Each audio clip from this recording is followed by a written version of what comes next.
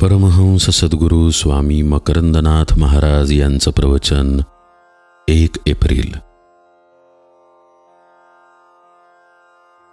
आत्मस्वरूपाला प्राप्त होण्यातच आनंद।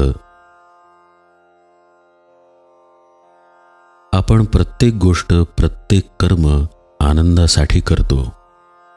एखादी गोष्ट केली तर दुःख होईल किंवा त्रास होईल असे जर लक्षात आले तर ती गोष्ट करायला आपण धजावत नाही। जीवाचे स्वरूपच आनंदाचे आहे, त्यामुळे प्रत्येक जीव आनंदासाठी सर्व काही करतो।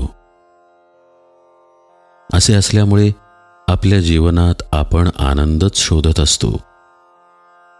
परीक्षेत चांगले मार्क मिळाले, नोकरी लागली, घर घेतले, गाडी घेतली, लग्न ठरले, मूल झाले, अशा प्रसंगातून आपल्याला आनंद मिळतो।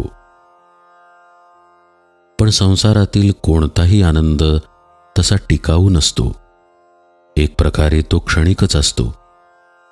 संसारातील कोणतीही महत्त्वाची उपलब्धी झाली की त्यातून आनंद किंवा सुख नक्कीच लाभते, पण तो प्रसंग घडून गेला रे गेला की काही काळाने तो आनंद ओसरतो।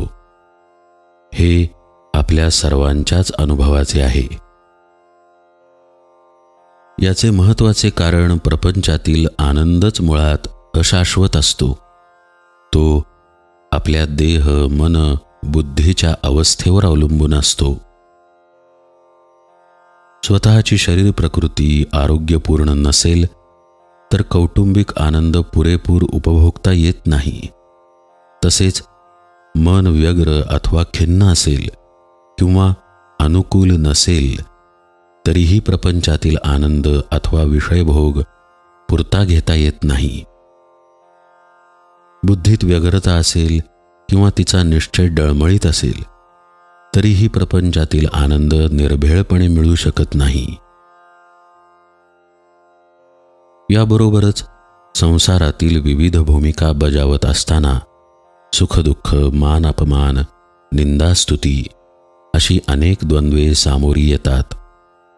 त्यामुळे विविध विकार निर्माण होत राहतात आणि आपण खऱ्या आनंदापासून लांब जातो। संत आपल्याला सांगतात की सर्व द्वंद्वे व विकार यांच्याकडे तुम्ही साक्षीत्वाने पहा। तुम्ही द्वंद्व व विकारांपेक्षा वेगळे आहात। इतकेच नव्हे तर देह मन बुद्धीपेक्षाही तुमचे स्वरूप निराळे आहे। तुम्ही या सर्वाहून निराळे शांत स्वरूप आत्मा आहात। तुमचे स्वरूप सत चित आनंद आहे। परंतु ते कळण्यासाठी संतांना शरण जाऊन ध्याननामादी साधना मार्ग समजून घेणे गरजेचे आहे। संतांनी दाखवलेल्या मार्गाने श्रद्धा विश्वासपूर्वक वाटचाल करावी, म्हणजे हळूहळू आपलेच असलेले आत्मस्वरूप आपल्या स्पष्ट प्रचितीला येते। जर आपण या बोधामध्ये स्थिर झालो तर द्वंद्व, दुःख, विकार यांच्यापासून आपण खरोखरच भिन्न होऊन जाऊ। संसारातील अशाश्वत सुख व दुःख यांच्याहूनही आपण निराळे होऊ। शुद्ध, बुद्ध, मुक्त अशा आत्मस्वरूपाला आपण प्राप्त होऊ। मात्र हे सत्संगतीत समजते।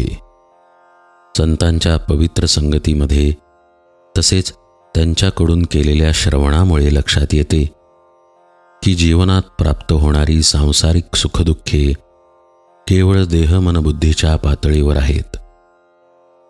आत्मस्वरूपाला प्राप्त होण्यातच खरे सुख आहे।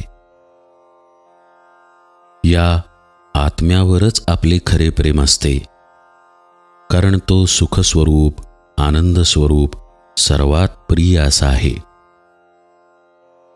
तो ज्ञानेश्वर महाराजांच्या शब्दात प्रियाची परमसीमा असा आहे।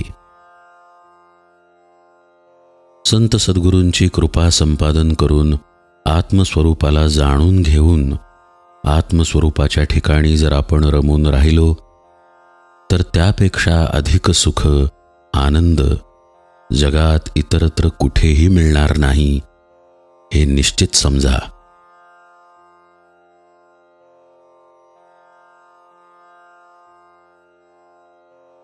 परमहंस सद्गुरु स्वामी माधवनाथ महाराज की जय. सब संतन की जय. जय जय रघुवीर समर्थ.